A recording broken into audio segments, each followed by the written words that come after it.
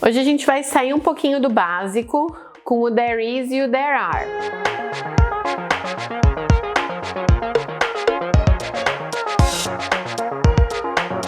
A gente sabe que logo no comecinho do curso, quando a gente está falando ali do verbo to be, começando mesmo a entrar nas estruturas do inglês, a gente aprende o there is e o there are. Ele é uma estrutura super importante porque a gente consegue falar de um monte de coisa com there is e there are, e para nós brasileiros ele tem um peso ainda 2, vale 2 quando você aprende esse there is e there are, porque a gente ainda comete muitos erros usando esse there is, there are de uma maneira equivocada, de uma maneira confusa com o português. O there is, there are a gente usa para falar que existe, o uso do verbo haver em português, para o inglês é o there is, there are. Tem um vídeo específico para ele, de uma maneira bem simples, bem básica mesmo. Vou deixar linkado na descrição do vídeo, você confere lá. Mas basicamente eu vou falar que existe ou que existem coisas em inglês com essas duas estruturas. Então, there are 10 people in the room. Existem 10 pessoas aqui no ambiente. There is a car outside.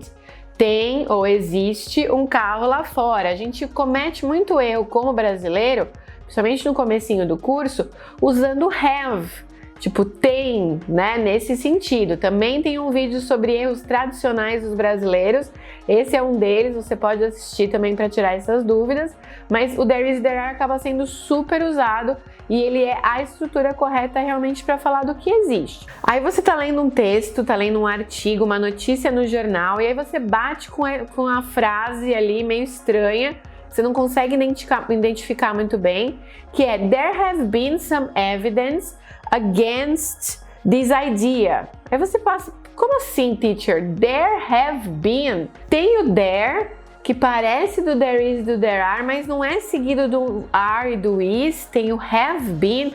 Isso existe? Como que funciona? Como que dá para usar essas outras variáveis do there is e do there are?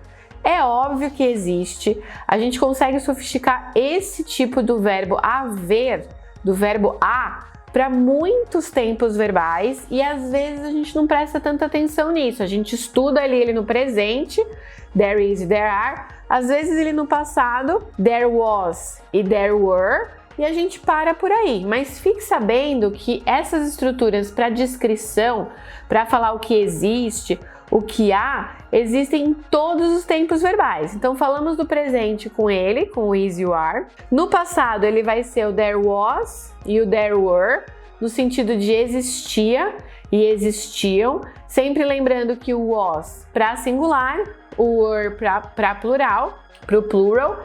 E também posso ter isso para o futuro. Quando eu for falar que vão existir ou que existirão no futuro, a estrutura vai ser muito simples porque vai ser o there will be. There will be flying cars in 30 years. Então, vão existir ou existirão carros voadores no futuro. Então, você está pensando numa descrição de algo no futuro. There will be. Mesma coisa se você quiser falar de um used to. Lembra do used to para falar aí já de hábitos.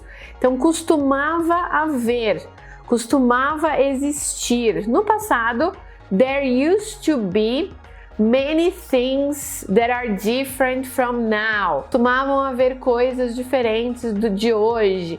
Então, olha só, there used to be. Você vê que o verbo to be continua aí, mas ele está sendo modificado por essa estrutura do used to. Mais um exemplo, que foi o exemplo que eu dei para você de um artigo. There have been. Estou usando there is e o there are com o present perfect, no sentido de grandes experiências. Está juntando duas estruturas maravilhosas. There have been a lot of evidence against this point of view. Já existiram muitas evidências contra essa opinião. O último, que vale muito a pena você ficar ligado, o there com modals. Eu também posso colocar there can be, there would be, there should be.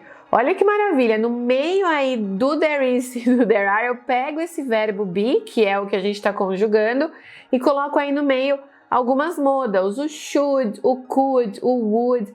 Cada um deles vai entrar com essa função dentro do verbo haver. Então, é um tempo verbal que vale a pena você estudar dentro dessas modals, é uma estrutura verbal que vale a pena você estudar em todos esses tempos e não ficar realmente só limitado para aqueles dois usos aí, presente e passado. Faça os seus exemplos, vamos treinar porque tem muita coisa, uma gama grande aí do dare to be. Coloca aqui nos comentários que eu corrijo as suas frases para você e deixa o like se você curtiu, se você entendeu, se vale a pena trazer mais coisas desse tipo aí, sofisticando uma estrutura mais básica para próximos vídeos aqui do canal.